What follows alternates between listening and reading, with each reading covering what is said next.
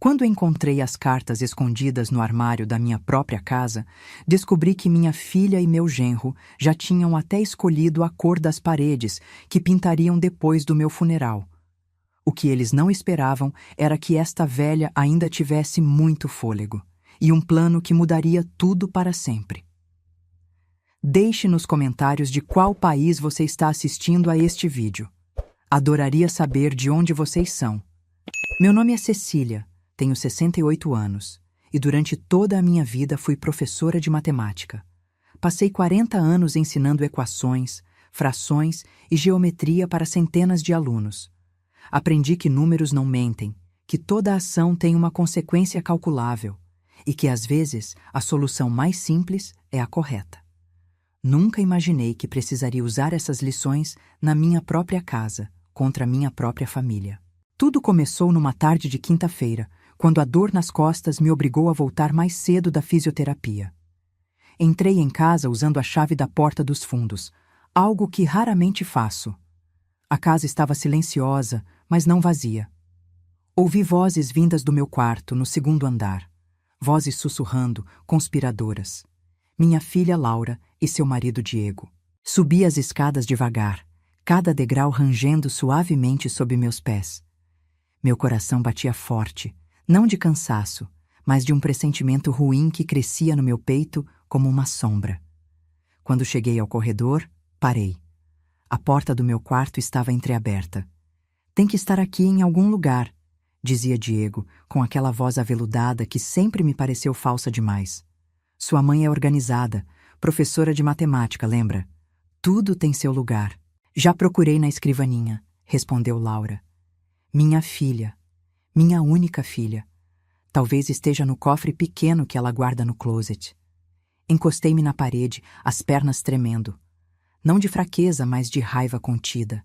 Fiquei ali, ouvindo, enquanto eles reviravam minhas gavetas, mexiam em meus papéis, invadiam minha privacidade como ladrões na madrugada.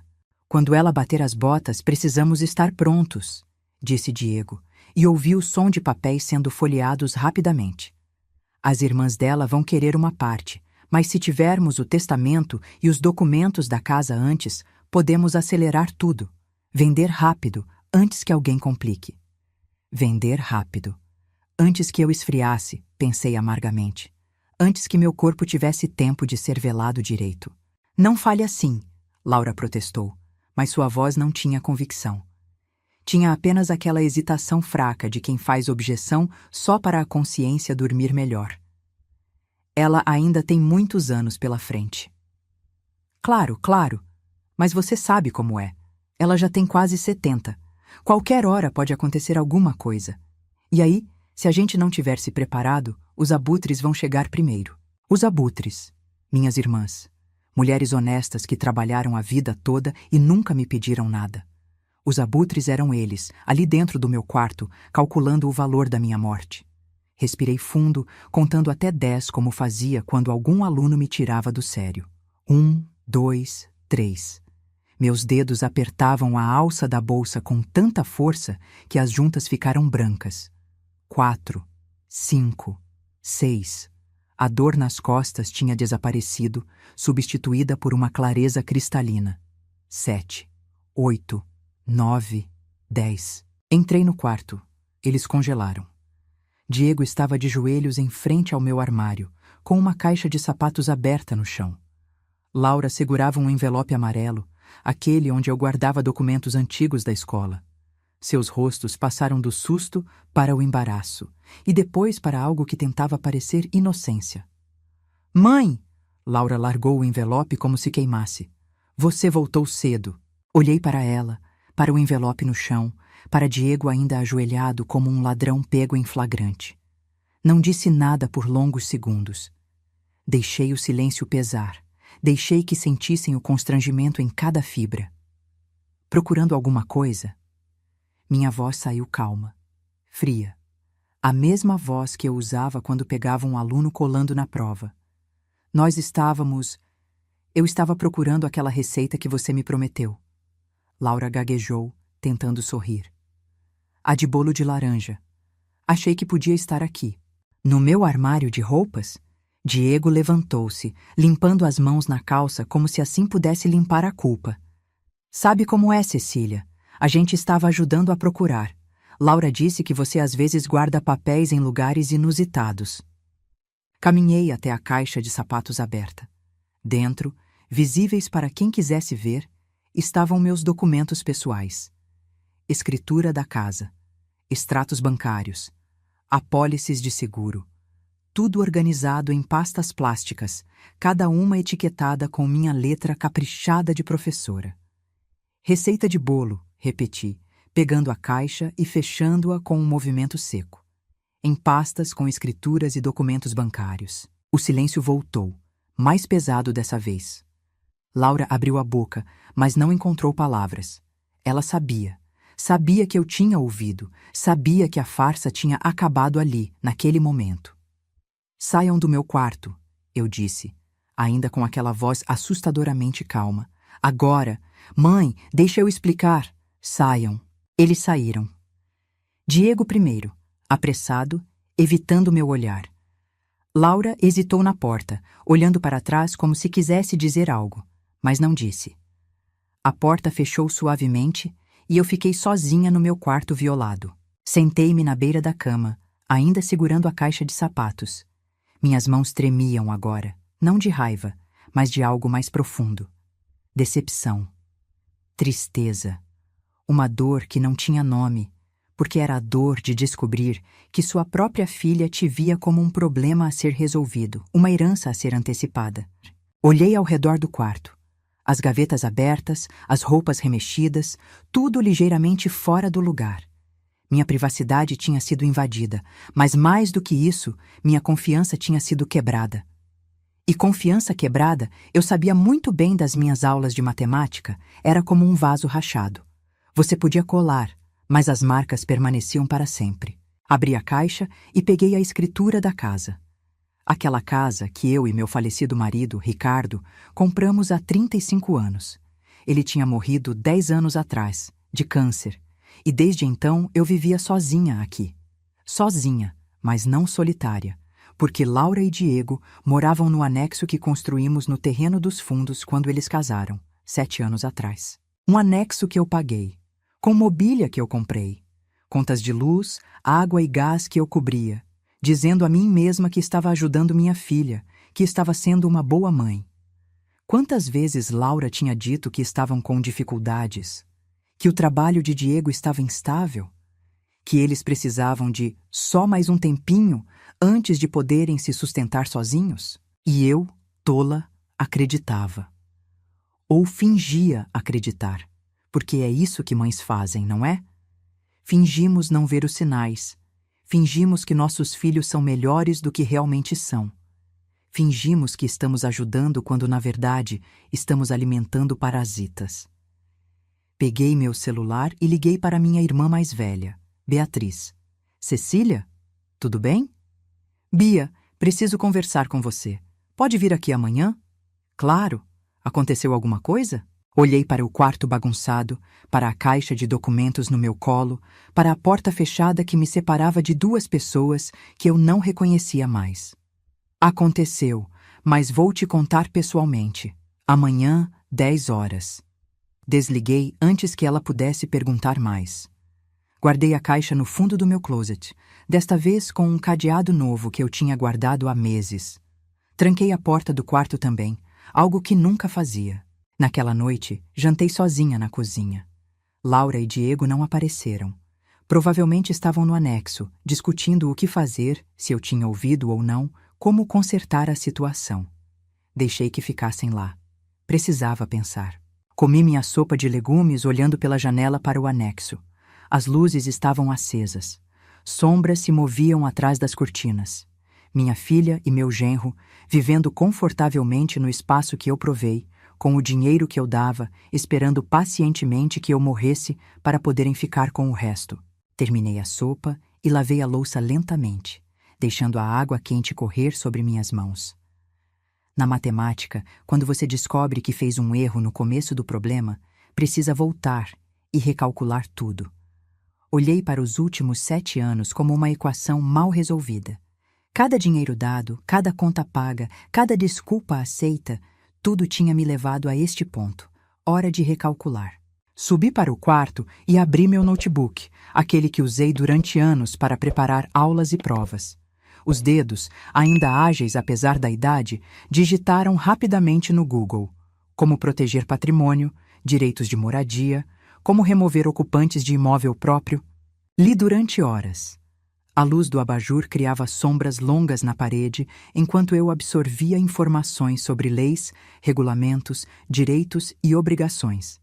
Descobri que mesmo familiares vivendo em propriedade alheia tinham certos direitos após determinado tempo. Descobri também que, como proprietária, eu tinha muito mais poder do que imaginava. Fiz anotações, listas, cálculos. Uma professora de matemática sempre volta aos cálculos quando precisa de clareza. Calculei quanto gastei nos últimos 7 anos com Laura e Diego. O resultado me deixou enjoada. Mais de R$500 mil em construção do anexo, reforma, móveis, contas, empréstimos que nunca foram pagos, carros, viagens, presentes. R$500 mil que poderia estar rendendo juros, financiando minha aposentadoria confortável ou simplesmente existindo como meu colchão de segurança. Ao invés disso, tinha ido para um buraco sem fundo chamado ajudar a família. Às 3 da manhã, fechei o notebook. Tinha um plano. Não era um plano de vingança. Vingança é emocional, caótica, ineficiente. Era um plano de correção, de ajuste, de finalmente resolver a equação corretamente. Dormi apenas 4 horas, mas acordei com a mente clara. Tomei banho, vesti minha melhor roupa, uma calça de alfaiataria preta e blusa branca, o uniforme que usava para reuniões importantes na escola, e preparei café. Às 10 em ponto, a campainha tocou. Beatriz entrou com aquele jeito prático dela, já tirando o casaco antes mesmo de eu fechar a porta. Minha irmã sempre foi assim, direta, sem rodeios. 5 anos mais velha que eu, cabelos grisalhos presos num coque solto, olhos atentos que não perdiam detalhes. Seu rosto está diferente, ela disse antes mesmo de me cumprimentar. O que aconteceu? Não respondi imediatamente. Servi café, coloquei a xícara na frente dela, sentei-me. E então contei tudo. Cada palavra que ouvi, cada gaveta que encontrei aberta, cada sentimento que atravessou meu peito naquele momento. Beatriz me ouviu em silêncio, mexendo o café sem beber, os olhos ficando cada vez mais duros conforme a história avançava. Quando terminei, ela finalmente levou a xícara aos lábios, tomou um gole longo e colocou a xícara de volta na mesa com um baque surdo. Aquela menina, ela disse, e sua voz tinha o tipo de raiva gelada que só irmãs mais velhas sabem cultivar. Sempre foi mimada demais. Bia, não me interrompa. Você sabe que é verdade. Ricardo, que Deus o tenha, te fazia tudo, e você fazia tudo para Laura. A menina cresceu achando que o mundo girava em torno dela. E agora você está colhendo o que plantou. As palavras doeram porque eram verdade. Ricardo tinha sido um marido maravilhoso, dedicado, protetor demais às vezes. E eu tinha seguido o exemplo dele com Laura, nossa única filha, o tesouro que chegou depois de 3 perdas gestacionais que quase me destruíram. Eu sei, admiti baixinho, mas agora preciso consertar isso. E vai, mas não pode ser mole. Gente como Laura e aquele marido dela só entende linguagem dura. Beatriz se inclinou para a frente. O que você tem em mente? Expliquei meu plano. Beatriz ouvia, assentindo em alguns pontos, franzindo as sobrancelhas em outros. Quando terminei, ela tinha um sorriso pequeno nos lábios. Você sempre foi a inteligente da família, disse. Matemática, lógica, essa cabeça fria. Eu teria expulsado os 2 ontem mesmo, aos gritos. Mas seu jeito vai doer mais. Vai doer onde realmente importa. Preciso da sua ajuda, eu disse. E da ajuda de Carmen também. Carmen era nossa irmã do meio, advogada aposentada, com contatos em cartórios e uma memória enciclopédica sobre leis.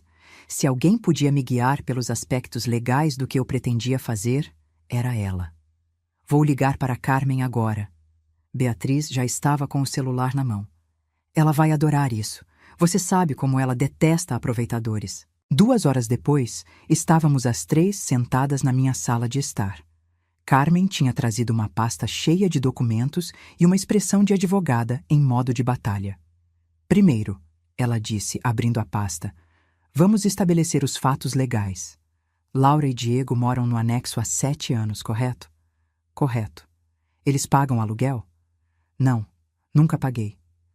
Contribuem com as despesas? Não, eu pago tudo.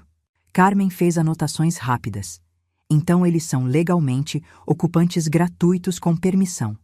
Isso significa que você pode revogar essa permissão a qualquer momento, mas precisa dar um aviso formal com antecedência. 30 dias é o padrão. 30 dias, repeti. 1 mês. 1 mês para eles saírem da minha vida, da minha propriedade, da minha paciência. Mas, Carmen levantou o dedo, tem um jeito mais rápido e mais eficaz. Você pode cobrar aluguel retroativo. Se eles não pagarem, considera-se inadimplência, e aí a remoção pode ser mais rápida. Beatriz riu. Você quer cobrar 7 anos de aluguel deles? Não, eu disse devagar, pensando. Quero cobrar um aluguel de mercado a partir de agora. Dar a eles a escolha, pagar e continuar ou sair. Mas tenho certeza de que não vão poder pagar. Carmen assentiu aprovando. Inteligente. E quanto às outras medidas que você mencionou? Passamos a tarde toda planejando. Carmen fazia anotações, Beatriz dava sugestões e eu coordenava tudo como fazia quando preparava planos de aula complexos. Cada passo foi pensado, calculado, prevendo reações e contra-reações. Quando minhas irmãs foram embora, já era quase noite. Laura e Diego ainda não tinham aparecido, escondidos no anexo como animais tocados. Eu não tinha procurado por eles. Que ficassem lá, no silêncio culpado, imaginando o que viria a seguir. No dia seguinte, sexta-feira, acordei cedo e fui ao cartório. Carmen tinha me dado o nome de um tabelião de confiança, um homem sério que não fazia perguntas desnecessárias. Levei todos os documentos da casa, da propriedade, das contas que eu pagava. Quero formalizar um contrato de comodato retroativo, expliquei, com cláusula de rescisão imediata. O tabelião leu meus documentos, ergueu as sobrancelhas, mas não comentou. Profissionalismo dele, reconheci. Meia hora depois, eu tinha em mãos um documento legal, carimbado, reconhecido, estabelecendo que Laura e Diego moravam no anexo por minha permissão, sem pagamento, e que essa permissão poderia ser revogada com aviso de 30 dias. O segundo documento era uma notificação de cobrança. Aluguel mensal de R$7.000, valor de mercado para aquele tipo de imóvel naquele bairro, começando a partir do mês seguinte. Pagamento até o dia 5. Multa de 10% por atraso. Rescisão automática após 3 meses de inadimplência. R$7.000. Eu sabia que eles não tinham.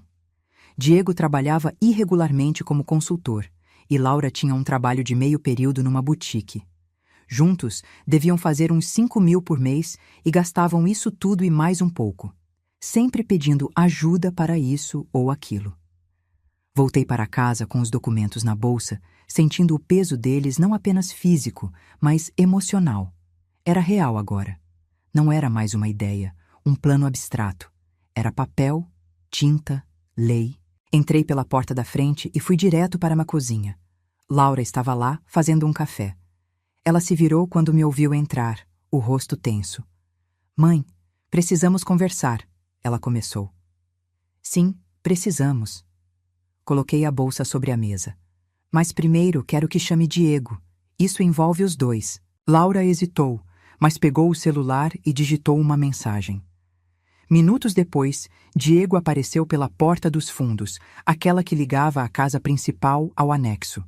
Ele parecia ter dormido mal, com olheiras profundas e roupas amarrotadas. Cecília, ele tentou um sorriso que não funcionou. Sobre anteontem, foi um mal-entendido. Levantei a mão, cortando-o. Sentem-se. Eles sentaram, trocando olhares nervosos. Abri a bolsa e tirei os 2 documentos, colocando-os sobre a mesa, um ao lado do outro. Este, apontei para o primeiro, é um contrato de comodato.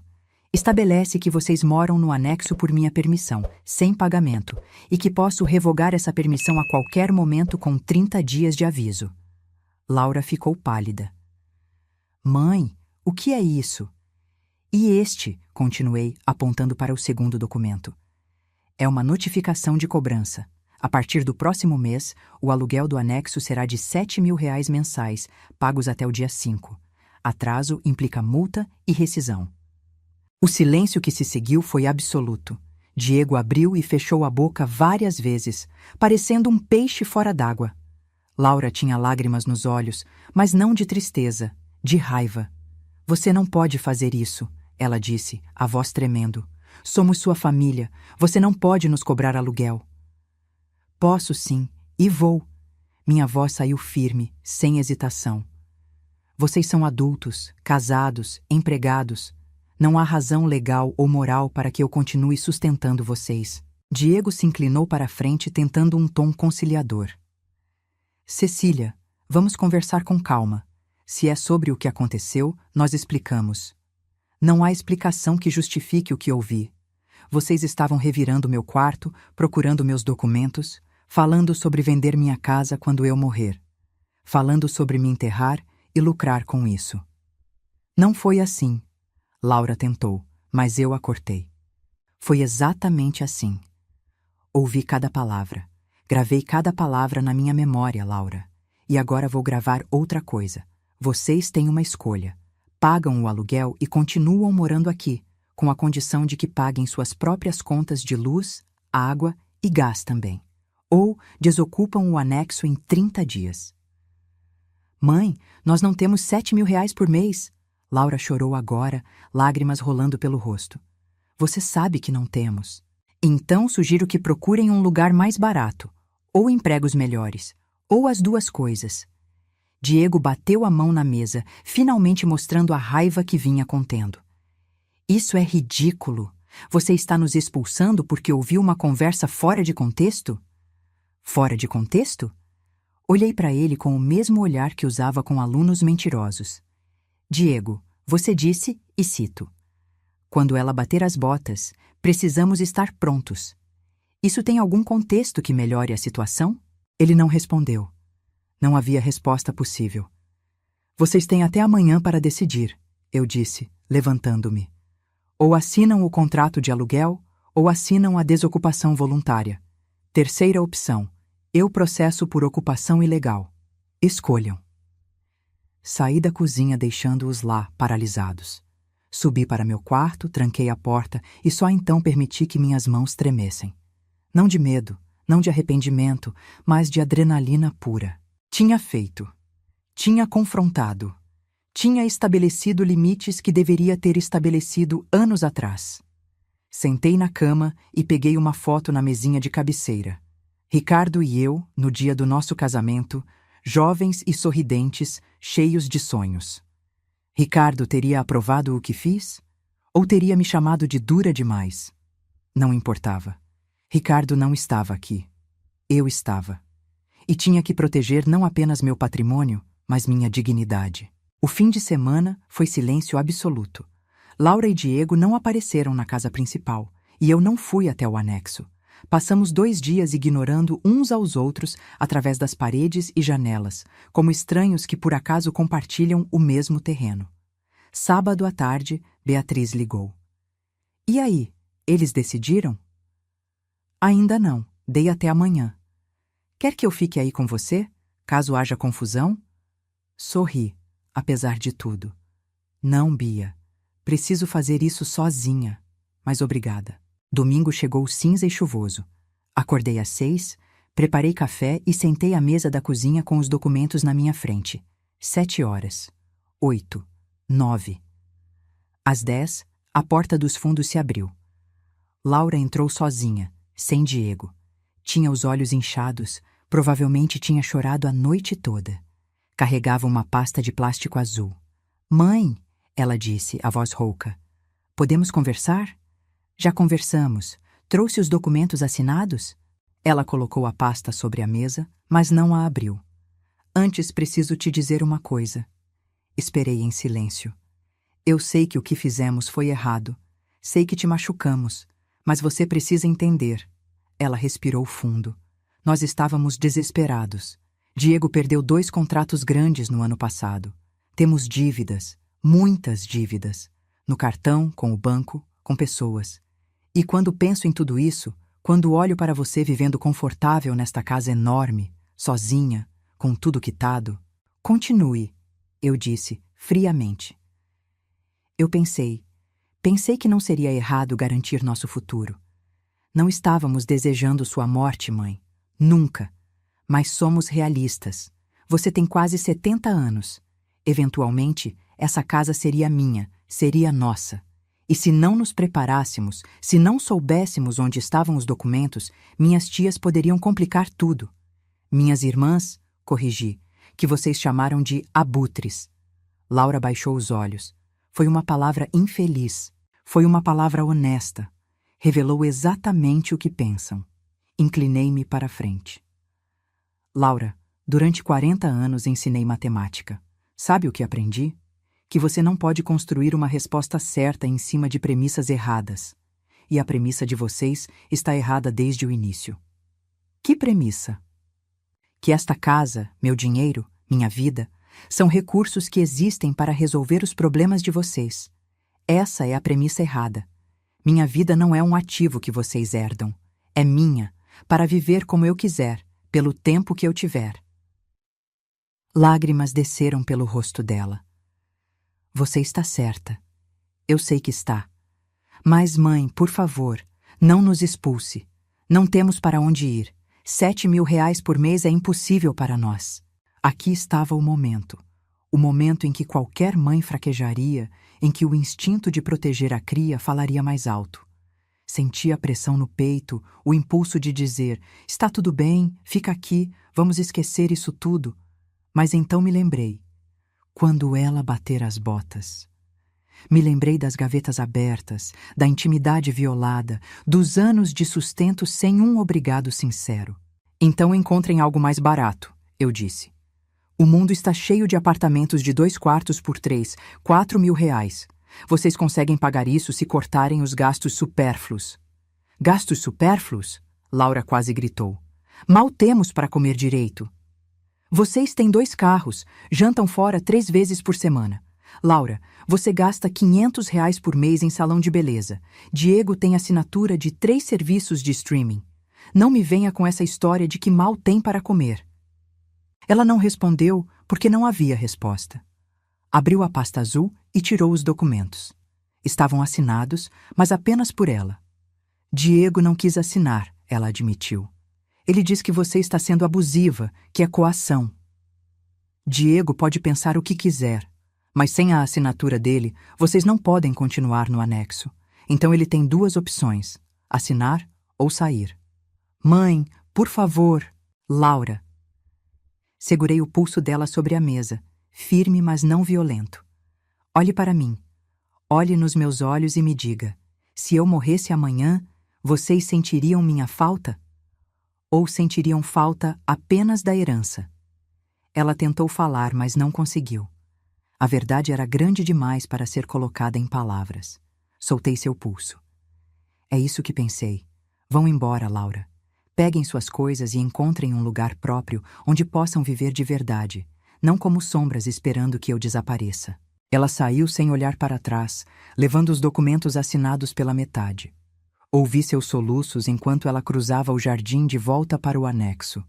Fiquei sozinha na cozinha, olhando para a cadeira vazia onde minha filha tinha se sentado. Não chorei. Não ainda. Havia trabalho a fazer. Segunda-feira fui ao advogado que Carmen me indicou. Um homem na casa dos 60, experiência de décadas em casos de família e propriedade. Expliquei a situação, mostrei os documentos. Eles não assinaram o contrato de aluguel, ele disse, folheando os papéis.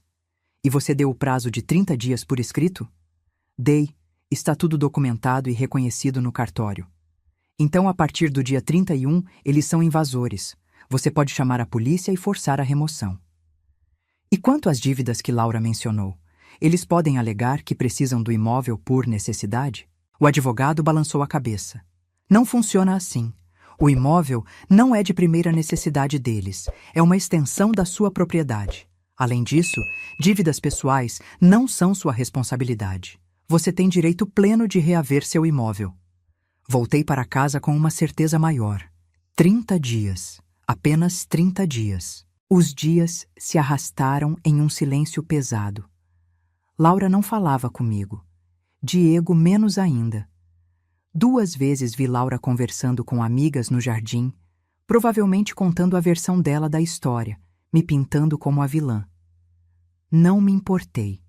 Quem conhecia a verdade completa eram apenas as pessoas que importavam. No dia 20, recebi uma visita inesperada. Era Marcos, primo de Diego, um rapaz que eu sempre achei decente. Ele tocou a campainha meio-dia, pediu desculpas por aparecer sem avisar.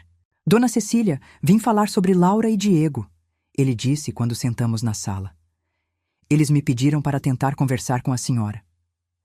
Marcos, com todo o respeito, isso é entre mim e eles. Eu sei, mas por favor me escute só 1 minuto. Ele se inclinou para a frente, as mãos entrelaçadas. Diego me contou o que aconteceu, contou tudo, e também me contou sobre as dívidas. Dona Cecília, eles devem mais de 150 mil reais. O número me acertou como um soco. 150 mil. Enquanto eu pagava as contas deles, enquanto eu financiava a vida confortável deles, eles afundavam em dívidas. Fazendo o quê? Perguntei. Cartão de crédito, principalmente. Empréstimos. Diego investiu em uma startup que faliu. Laura financiou um curso que nunca terminou. Uma coisa levou a outra e... Ele fez um gesto de impotência. Eles estão afogados. E eu deveria salvar eles? Não estou dizendo isso. Só estou explicando por que eles estavam tão desesperados. Por que procuraram seus documentos? Eles acharam que se você deixasse tudo em testamento para Laura, ela poderia vender a casa, pagar as dívidas, recomeçar. Usando minha morte como solução para a irresponsabilidade deles. Marcos não respondeu. Não havia como defender o indefensável. Marcos, agradeço você vir até aqui, de verdade. Mas isso não muda nada. Eles criaram esse buraco sozinhos, vão ter que sair dele sozinhos também. Ele assentiu lentamente, levantando-se. Entendo. Só... Eles são família, Dona Cecília. Família não trai, eu disse. Família não invade privacidade. Família não espera que você morra para resolver problemas próprios. Depois que ele saiu, liguei para Carmen. 150 mil em dívidas, eu disse. E eles usavam meu dinheiro enquanto afundavam. Isso só confirma que você está fazendo a coisa certa, Carmen respondeu. Se você continuar sustentando eles, só vai estar jogando dinheiro em um poço sem fundo. Ela tinha razão. Eu sabia que tinha. Mas ainda doía. Dia 29. Amanhã o prazo acabaria. Acordei cedo, preparei um café forte e me sentei na varanda dos fundos, aquela que tinha vista para o anexo. As luzes estavam acesas lá dentro. Via sombras se movendo, caixas sendo carregadas. Eles estavam saindo. Senti uma mistura de alívio e tristeza. Alívio, porque finalmente teria minha paz de volta. Tristeza, porque aquela não era a maneira que eu imaginava as coisas acabariam. Quando construímos aquele anexo, foi com amor, com esperança de ter minha filha perto, de um dia ter netos brincando no jardim. Mas esperanças não pagam contas, e amor não sobrevive à traição. Às 10 da manhã, Laura tocou a campainha. Estava diferente. Cabelo simples, preso num rabo de cavalo, sem maquiagem, roupas práticas. Parecia mais velha, mais cansada, mas também, estranhamente, mais real. Vim devolver as chaves, ela disse, estendendo um molho de chaves. Estamos terminando de arrumar as coisas. Até o final da tarde vamos estar fora. Peguei as chaves. Frias, metálicas, o peso delas parecendo maior do que realmente eram. Para onde vocês vão? Perguntei, não conseguindo evitar. Alugamos um apartamento na Zona Leste. 2 quartos, antigo, mas limpo. R$ 1.800 por mês. Cabe no nosso orçamento se cortarmos os gastos. Ela deu um sorriso amargo. Como você disse, gastos supérfluos. Laura. Não, mãe. Você estava certa, sobre tudo. Nós vivíamos numa bolha, gastando dinheiro que não tínhamos, fazendo planos com dinheiro que não era nosso. E quando a realidade bateu à porta, em vez de trabalharmos mais, em vez de cortarmos gastos, nós procuramos um atalho. As lágrimas vieram, mas ela as enxugou rapidamente. Eu te devo um pedido de desculpas enorme. Não por procurar os documentos, embora isso tenha sido terrível, mas por todos esses anos vivendo nas suas custas e nunca, nem uma vez, parando para agradecer de verdade ou para pensar em como aliviar seu fardo. Fiquei em silêncio, processando. Diego conseguiu um emprego fixo, ela continuou. Não paga muito, mas é estável. E eu vou trabalhar em tempo integral na boutique. Eles me ofereceram. Vamos apertar o cinto, vender um dos carros, cortar tudo que for desnecessário e vamos pagar nossas dívidas, centavo por centavo, até sair desse buraco. Espero que consigam, eu disse. E era verdade. Mãe, você vai me perdoar algum dia? A pergunta ficou suspensa no ar entre nós. Perdoar. Palavra grande, pesada, complicada. Não sei, respondi honestamente. Perdoar não é esquecer. O que vocês fizeram, o que falaram, isso vai ficar comigo, mas posso tentar entender, com tempo. Ela assentiu, sabendo que era o máximo que conseguiria. Obrigada. Por tudo. Pela casa, pela paciência, por finalmente nos dar o chute que precisávamos. Ela se virou para ir embora, mas parou. Ah, mãe! Pode mudar a fechadura. Do anexo, da casa principal, todas. Diego tem cópias de chaves que eu não sei onde estão. Melhor prevenir. E então, ela foi embora, atravessando o jardim pela última vez como moradora. Apenas como visitante, se um dia fosse bem-vinda novamente. Fiquei na varanda assistindo o movimento. Diego carregando caixas para um caminhão alugado. Laura embrulhando objetos frágeis em papel de jornal. Eles trabalhavam em silêncio, com a eficiência de quem precisa terminar uma tarefa desagradável. Às 4 da tarde, o caminhão estava carregado. Diego subiu na cabine sem olhar para trás. Laura deu uma última olhada para a casa, para mim na varanda, acenou levemente e entrou no carro deles. E foram embora. O silêncio que ficou era diferente. Não era o silêncio pesado e tenso dos últimos dias. Era o silêncio da paz, do espaço vazio que espera ser preenchido com algo melhor. Entrei no anexo pela primeira vez em semanas. Estava vazio, limpo, um pouco surpreendentemente limpo. Laura tinha esfregado o chão, limpado as janelas, deixado tudo em ordem. Uma última demonstração de respeito, talvez. Ou culpa. Caminhei pelos cômodos vazios, meus passos ecoando. Memórias voltaram. Laura e Diego se mudando, radiantes, agradecidos. Jantares de domingo aqui, risadas, histórias. Momentos bons, antes de tudo azedar. Mas memórias não pagam contas. E nostalgia não conserta traições. Fechei o anexo e voltei para a casa principal. Liguei para um chaveiro, marquei para o dia seguinte a troca de todas as fechaduras. Depois liguei para minhas irmãs. Eles saíram, anunciei. E você está bem? Beatriz perguntou preocupada. Estou aliviada. Triste também. Mas mais aliviada. É o começo de uma nova fase, Carmen disse. Agora você pode viver para você, sem peso nas costas. Essa noite, jantei sozinha, mas não solitária. Preparei um prato que gostava, coloquei música que queria ouvir, sentei onde tinha vontade, minha casa, minhas regras, minha vida. Olhando pela janela para o jardim escuro, para o anexo vazio que em breve encontraria um novo propósito, senti algo que não sentia há anos. Controle. Controle sobre meu espaço, meu tempo, meu futuro. Os próximos dias foram de ajustes. O chaveiro veio, instalou fechaduras novas. Guardei as chaves antigas numa caixa, junto com fotografias e lembranças de um tempo que não voltaria mais. Limpei a casa do jeito que queria. Reorganizei móveis. Transformei um quarto extra em escritório, algo que sempre quis fazer, mas nunca fiz porque Laura dizia que poderia ser útil para visitas. Visitei o anexo todo dia, pensando no que fazer com ele. Alugar para estranhos? Transformar em ateliê? As possibilidades eram infinitas, e pela primeira vez em muito tempo, as decisões eram apenas minhas. 2 semanas depois da saída deles, Carmen veio almoçar. Enquanto comíamos salada e frango grelhado, ela me olhou com aquele jeito analítico de advogada. Você parece mais jovem, ela disse. Me sinto mais jovem. É como se tivesse tirado um peso das costas. E Laura, já ligou? Não. E eu não liguei também. Estamos em processo de cura, acho. Ambas. Carmen assentiu. Sabe o que mais me impressiona nisso tudo? Sua força. Muitas mães na sua situação teriam recuado, teriam deixado os filhos continuarem. Não é força, corrigi. É sobrevivência. Escolhi entre ser consumida ou me libertar. Escolhi liberdade.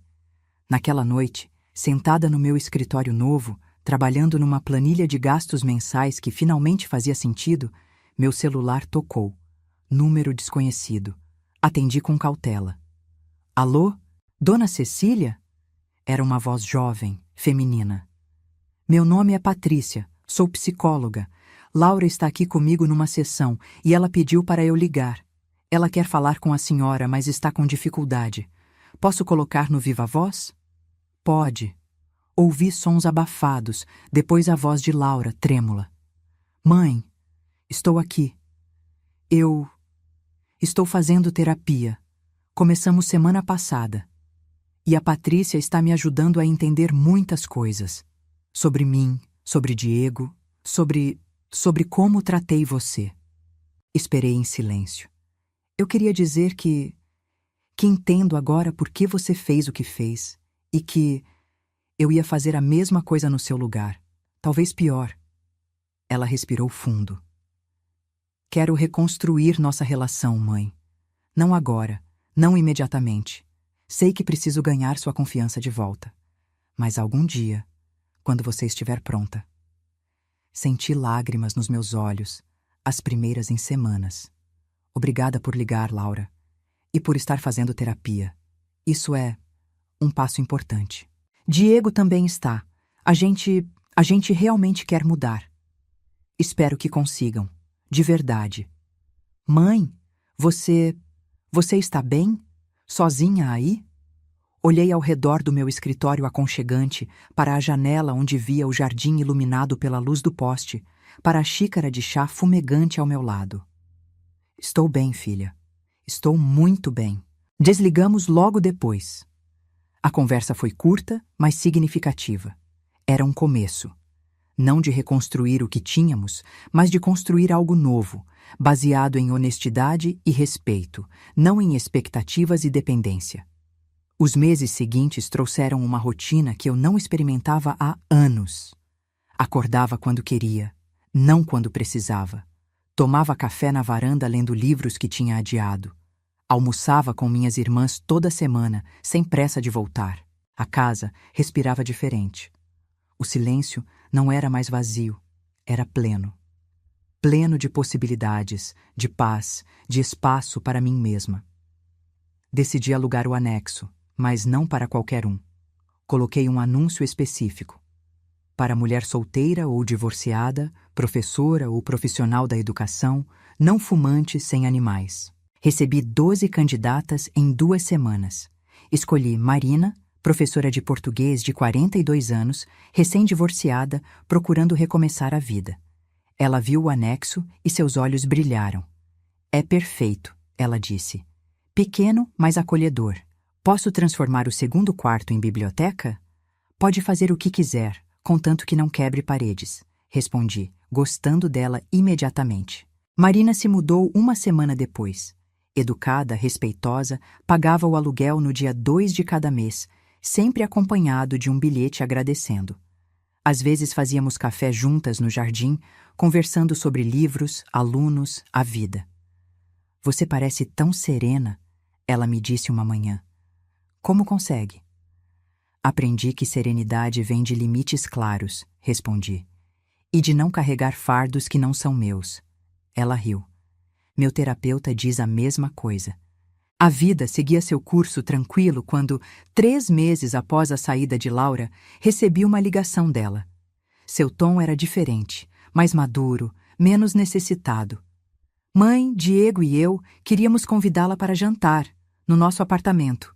Nada especial, só um jantar simples. Você aceita? Hesitei. Parte de mim queria recusar, manter a distância segura, mas outra parte, menor mas insistente, queria ver. Ver se a mudança era real. Aceito. Que dia? Sábado? 7 horas? No sábado, vesti uma roupa casual mais elegante. Peguei uma garrafa de vinho como presente e dirigi até o endereço que Laura me passou. O bairro era realmente mais simples, prédios antigos, ruas estreitas. Encontrei vaga longe. Tive que andar 2 quarteirões. O apartamento era no 2º andar, sem elevador. Toquei a campainha e Laura abriu imediatamente, sorrindo nervosa. Mãe, entre, por favor. O apartamento era pequeno. Sala e cozinha integradas. 2 quartos minúsculos, um banheiro. Móveis simples, alguns que reconheci do anexo, outros claramente de segunda mão. Mas estava limpo, organizado, com toques pessoais que mostravam que eles estavam realmente tentando fazer daquilo um lar. Diego saiu da cozinha, limpando as mãos num avental. Cecília, bem-vinda. Obrigado por vir. Foi estranho vê-lo assim. Vulnerável, sem a arrogância mascarada que sempre teve. Humano. Jantamos arroz, feijão, um frango assado simples. Laura tinha feito uma salada. Diego abriu o vinho que levei. A conversa começou tímida, mas foi fluindo. Eles contaram sobre os empregos, sobre como estavam economizando, sobre o plano de quitar as dívidas em 5 anos. Vendemos meu carro, Laura disse. Agora usamos só um, revezamos, e cortamos tudo que não é essencial. Cabo, streaming, restaurantes. Estou até fazendo marmita para o trabalho, Diego acrescentou, quase com orgulho. Economia de pelo menos R$1.000 por mês.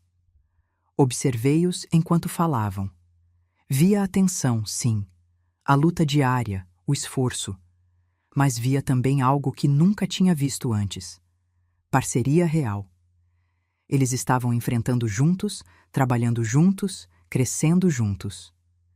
Estou orgulhosa de vocês, eu disse, e era verdade. Sei que não é fácil. Não é, Laura concordou. Às vezes é terrível. Às vezes acordo de madrugada preocupada com as contas.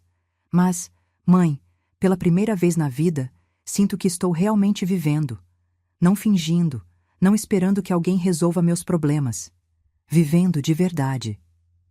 Depois do jantar, Laura me mostrou o apartamento. O quarto deles tinha uma cama simples, um guarda-roupa pequeno. O segundo quarto era um misto de escritório e depósito, com caixas empilhadas. Diego trabalha aqui algumas noites, ela explicou, fazendo freelas de design além do emprego fixo. Toda renda extra ajuda. Quando fui embora, Laura me abraçou na porta. Um abraço longo, apertado, cheio de coisas não ditas. Obrigada, mãe, ela sussurrou, por não ter desistido de mim, por ter sido dura quando eu precisava.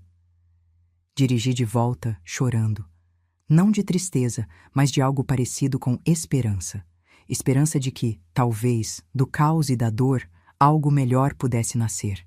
Os meses viraram estação. Primavera chegou, depois verão. Marina continuava sendo uma inquilina exemplar e desenvolvemos uma amizade genuína.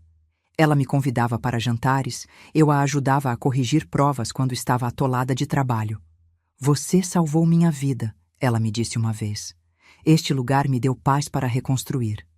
Você salvou a si mesma, corrigi. Eu só aluguei o espaço. Laura e eu mantínhamos contato regular agora. Almoçávamos juntas uma vez por mês. Às vezes, ela e Diego vinham para um café no jardim. As conversas eram mais leves, mais honestas. Falávamos sobre o dia a dia, sobre trabalho, sobre vida. Nunca sobre o passado. O passado era um território minado que nenhuma de nós queria revisitar. Um dia, Laura apareceu sozinha, sem avisar. Quando abri a porta, vi que ela tinha chorado. Aconteceu alguma coisa? Perguntei preocupada. Não, quer dizer sim, mas nada ruim. Ela sentou na varanda, olhando para o jardim. Terminamos de pagar a primeira dívida grande, R$ 20.000, quitados. Levou 8 meses, mas conseguimos. Isso é maravilhoso. É, mas mãe... Ela se virou para mim, olhos marejados. Eu quase liguei para você umas 10 vezes nestes 8 meses pedindo dinheiro. Sempre que ficava difícil, quando olhávamos a conta e víamos aqueles números vermelhos, meu primeiro instinto era ligar para você e pedir ajuda. Meu estômago se apertou. E por que não ligou? Porque eu sabia que você me daria. E sabia que, se você desse, eu nunca aprenderia, nunca cresceria. Continuaria sendo aquela Laura que espera que os outros resolvam seus problemas. Ela limpou as lágrimas. Então, eu e Diego nos segurávamos um ao outro e trabalhávamos mais horas, economizávamos mais, lutávamos mais. E sabe de uma coisa? Quando vimos aquele pago na tela do banco, sentimos algo que nunca tínhamos sentido antes. O quê? Orgulho. Orgulho de verdade, de nós mesmos. Segurei a mão dela. Eu sempre tive orgulho de você, Laura, mesmo quando estava brava, mesmo quando tive que ser dura. Mas agora tenho orgulho da mulher que você está se tornando. Ficamos ali sentadas, mãe e filha, observando o jardim onde tantas histórias tinham se desenrolado. O anexo onde Laura viveu, onde Marina vivia agora. A casa grande onde eu finalmente tinha encontrado paz. Sabe o que mais aprendi, mãe? Laura disse depois de um longo silêncio. Aprendi que amor verdadeiro às vezes parece cruel. Você me expulsou, cortou o cordão umbilical que eu teimava em manter. E doeu muito, mas foi o maior ato de amor que você podia ter feito. Não senti como amor na época, admiti. Senti como necessidade, como salvar a mim mesma. E ao se salvar, salvou a mim também. Não tínhamos voltado a ser o que éramos antes. Aquela Laura dependente e eu, a mãe provedora eterna, tinham morrido naquele dia no quarto revirado. Mas algo novo tinha nascido. Algo mais forte, mais honesto, mais real. O outono trouxe mudanças inesperadas.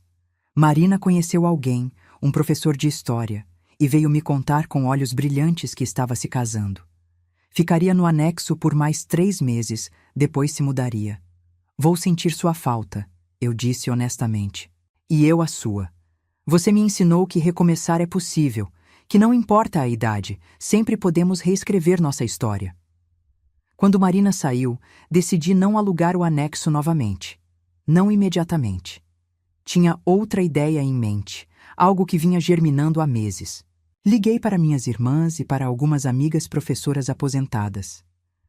Tenho uma proposta, eu disse na reunião que convoquei na minha sala.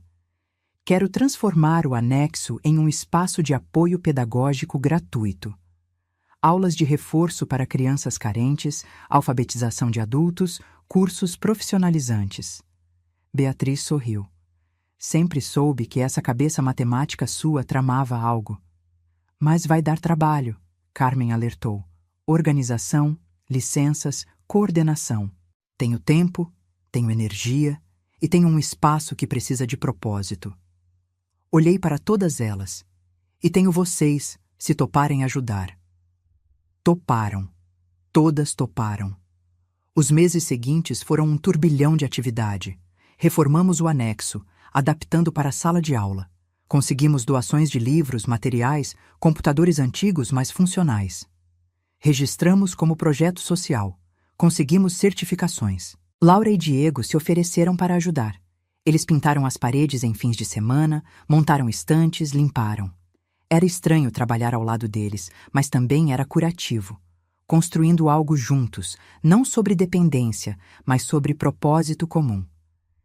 Isso é incrível, mãe, Laura disse, parada no meio da sala de aula reformada. Quantas crianças vão poder estudar aqui? Pensamos em turmas de 15, 2 por dia, matemática, português, informática básica. Posso me voluntariar? Ela perguntou, surpreendendo-me. Às quartas à noite eu tenho folga. Posso ajudar com português ou o que precisarem. Adoraria isso. Diego também se ofereceu, ajudaria com o design gráfico para os materiais didáticos e a divulgação. É o mínimo que posso fazer, ele disse. O projeto Alicerces, nome que escolhemos juntas, foi inaugurado numa tarde chuvosa de maio.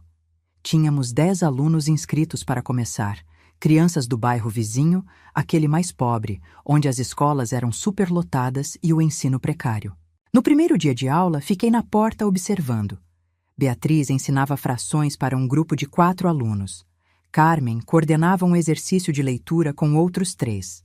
Laura, que tinha vindo após o trabalho, ainda de uniforme da boutique, ajudava um menino com dificuldade em ortografia. Senti algo se fechar dentro de mim. Um ciclo completo. Dor, ruptura, cura, reconstrução. E agora, propósito. É bonito, não é? Marina tinha aparecido de surpresa para a inauguração, mesmo já morando com o marido. Ver algo tão positivo nascendo onde antes havia só dor. É, concordei. É como resolver uma equação. Às vezes, você precisa desfazer tudo e começar do zero para chegar na resposta certa. Os meses se passaram. O projeto cresceu. Ganhamos mais voluntários, mais alunos, reconhecimento da prefeitura. Jornais locais fizeram matérias. Uma escola particular nos doou computadores novos. Laura se tornou voluntária regular, depois coordenadora da área de português. Descobriu que tinha jeito para ensinar, paciência com as crianças. Acho que puxei você, ela brincou uma vez. Você é você mesma, corrigi. Versão melhor, mais forte. 1 ano após a inauguração do projeto, fizemos uma festa de aniversário. Alunos, ex-alunos, voluntários, famílias. O jardim estava cheio de gente, de risadas, de vida. Diego tinha trazido um bolo que ele mesmo fez. Aprendi a cozinhar direito, ele explicou, quase envergonhado. Economiza e é terapêutico. Está delicioso, Beatriz disse, provando. Quem diria que você tinha talento escondido? Todo mundo tem, ele respondeu, olhando ao redor. Só precisamos da oportunidade certa para descobrir. À noite, quando todos já tinham ido embora e eu estava recolhendo copos descartáveis pelo jardim, Laura se aproximou. Mãe, tenho uma notícia. Pelo tom dela, era algo importante. Boa ou ruim? Boa, muito boa. Ela sorriu. Aquele sorriso radiante que não via há anos. Estou grávida. Parei de respirar por um segundo. Grávida? 3 meses. Eu e Diego esperamos para ter certeza, para ver se estava tudo bem. Mas está. O bebê está saudável, a gravidez está indo bem. Soltei o saco de lixo que segurava e a abracei. Apertado, como não fazia há tanto tempo. Parabéns, filha. De coração. Eu estava com medo de contar, ela confessou. Com medo de que você achasse que não estávamos prontos, que era mais irresponsabilidade. E estão. Prontos? Ela se afastou, olhando-me nos olhos. Estamos. Não financeiramente perfeitos, nunca estaremos. Mas estamos estáveis, sem dívidas novas, pagando as antigas conforme planejado. Temos empregos fixos, um lar pequeno, mas nosso, e temos um ao outro, de verdade desta vez. Então estão prontos. Mãe, eu queria pedir uma coisa. Meu corpo tensionou involuntariamente, velhos reflexos. O quê? Queria que você fosse a madrinha, não de batizado, disso a gente ainda vai decidir, mas madrinha de vida, a pessoa que esse bebê vai poder procurar, aprender com, confiar. Ela segurou minhas mãos. Queria que meu filho conhecesse a mulher forte que é minha mãe, não a mulher que eu explorei. Lágrimas rolaram pelo meu rosto. Seria uma honra. Ficamos ali abraçadas no jardim, sob a luz do poste, cercadas pelos vestígios da festa. Mãe, filha, futuro avó. Um ciclo novo começando, mas este em bases diferentes. Em respeito, não dependência. Em amor, não expectativa. A gravidez de Laura avançou sem complicações. Eu a acompanhava em consultas quando ela pedia, mas mantendo distância respeitosa. Não oferecia dinheiro, não insistia em comprar enxoval, não tentava controlar. Você mudou, Laura comentou uma vez, após uma ultrassom onde descobrimos que seria um menino. Mudei? Está mais leve, menos preocupada em resolver tudo para todos. Aprendi que resolver tudo para todos é roubar deles a chance de crescer. Olhei para a barriga dela, já bem redonda. E seu filho não vai precisar de uma avó que resolve tudo. Vai precisar de uma que ensina a resolver. Laura sorriu. Ele vai ter sorte. O bebê nasceu numa manhã fria de agosto. Henrique, 8 letrinhas de pura perfeição. Laura e Diego estavam radiantes, exaustos, apaixonados. Quando peguei meu neto no colo pela primeira vez, senti algo que não esperava.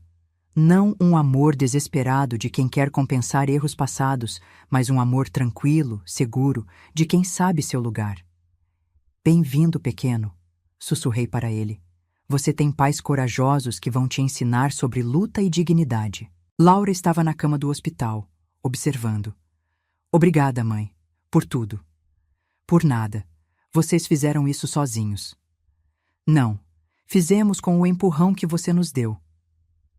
Os primeiros meses de Henrique foram desafiadores para Laura e Diego, como são para todos os pais novos. Noites sem dormir, dúvidas constantes, malabarismo com trabalho e criança.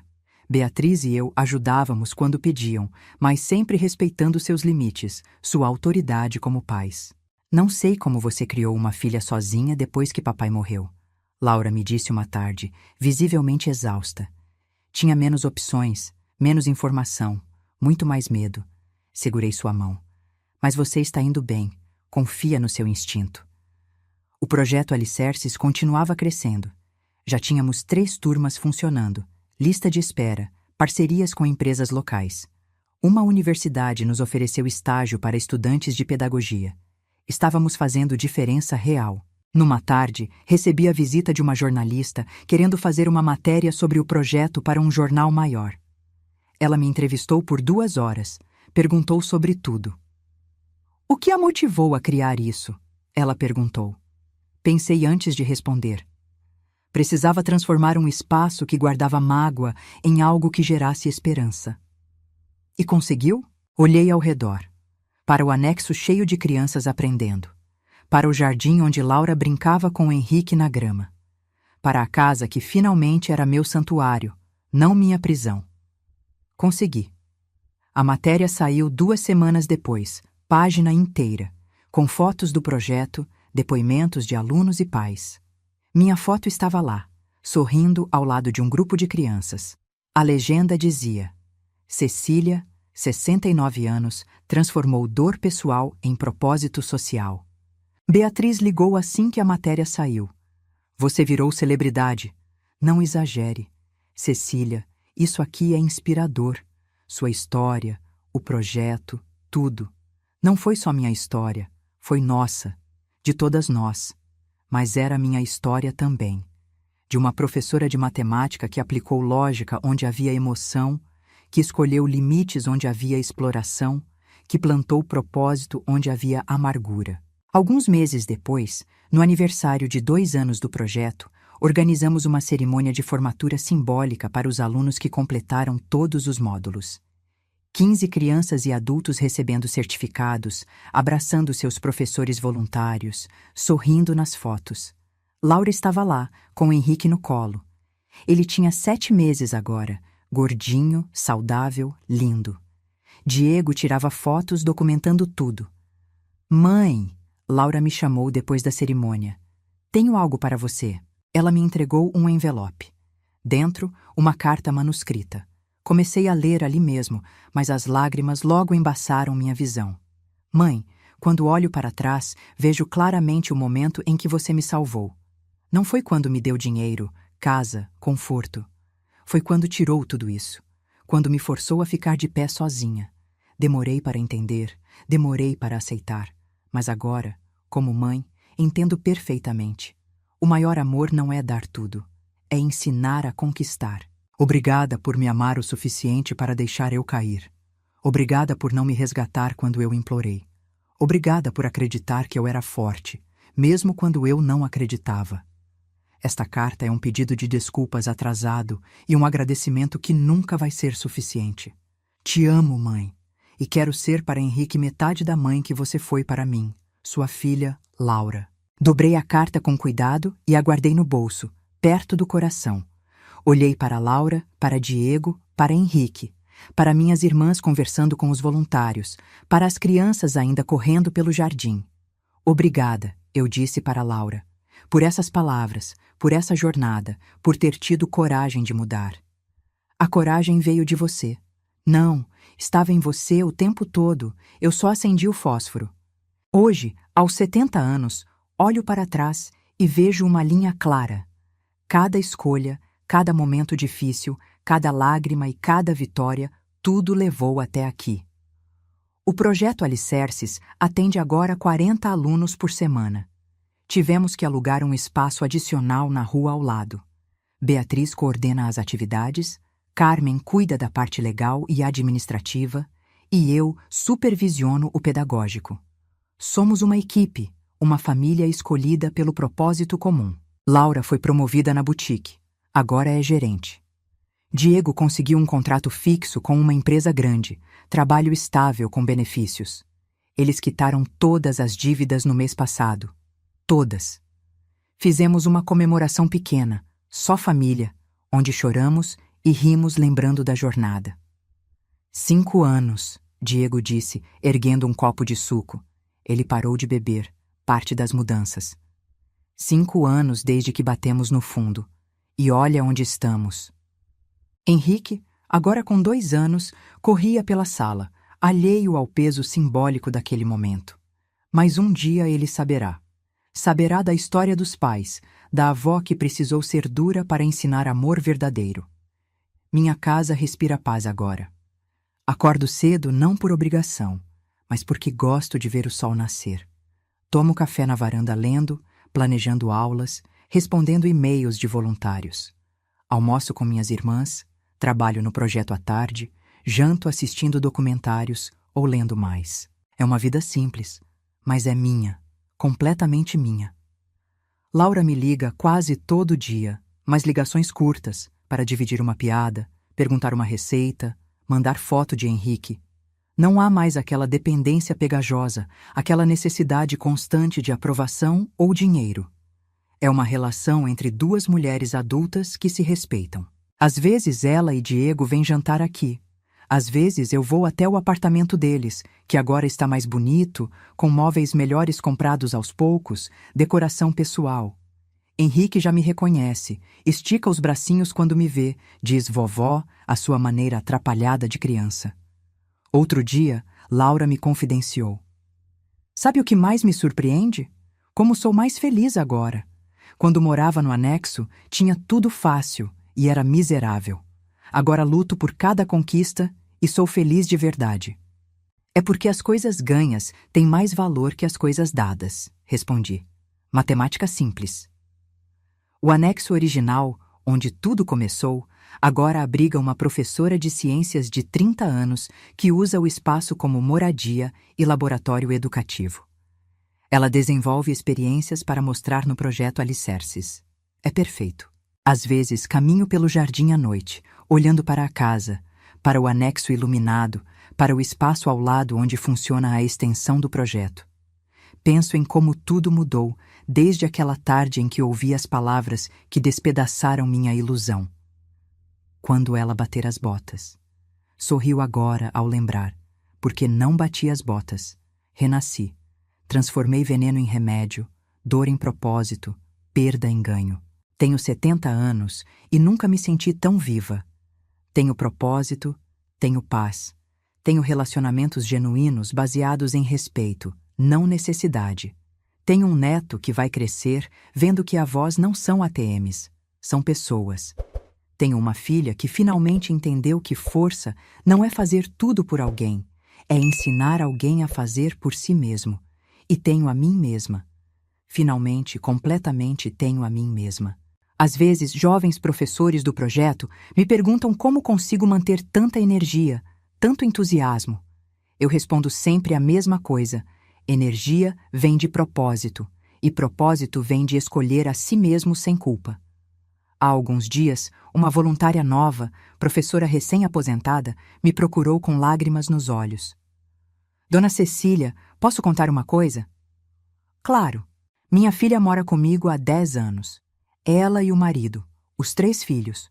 Não pagam nada, não ajudam em nada. E quando ouvi sua história, do projeto, de como começou, eu percebi que estou vivendo o que você viveu. Segurei a mão dela. E o que você vai fazer? Não sei. Tenho medo. Medo de perder minha filha, meus netos. Você não vai perder. Vai ganhar. Vai ganhar respeito. Vai ganhar dignidade. E se ela te amar de verdade, eventualmente ela vai entender. Olhei nos olhos dela. Mas você precisa escolher. Entre ser usada ou ser respeitada. Não dá para ter os dois. Ela assentiu, enxugando lágrimas. Como você teve coragem? Cheguei num ponto onde a dor de mudar era menor que a dor de continuar igual. 3 semanas depois, ela voltou ao projeto Radiante. Fiz, dei o prazo. Foi terrível, tivemos discussões horríveis, mas fiz. E agora? Agora eles estão procurando apartamento. E minha filha? Ela está falando comigo diferente. Com menos prepotência, sabe? Como se finalmente me enxergasse como pessoa, não como recurso. Sorri.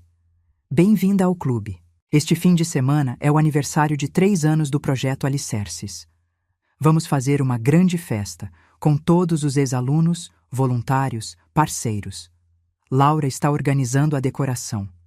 Diego fez o convite gráfico. Henrique vai estar lá, provavelmente bagunçando tudo com sua energia de criança pequena. Beatriz vai fazer um discurso. Carmen vai apresentar os números. Quantas pessoas atendidas, quantos formados, quanto impacto social medido. E eu vou apenas observar. Observar o que nasceu da dor, o que cresceu da coragem, o que floresceu da escolha de me colocar em primeiro lugar. Porque é isso que aprendi. Não é egoísmo se colocar em primeiro lugar. É sobrevivência. É respeito próprio. É ensinar pelo exemplo que cada pessoa é responsável por sua própria vida. Esta noite, sentada aqui no meu escritório, que antes era um quarto de visitas desperdiçado, digitando estas memórias que alguém sugeriu que eu escrevesse, olho ao redor e sinto gratidão. Gratidão pela força que encontrei quando achei que estava fraca. Gratidão pela clareza que veio da dor. Gratidão por ter escolhido recalcular a equação da minha vida. Se pudesse voltar no tempo, faria algo diferente? Teria estabelecido limites mais cedo?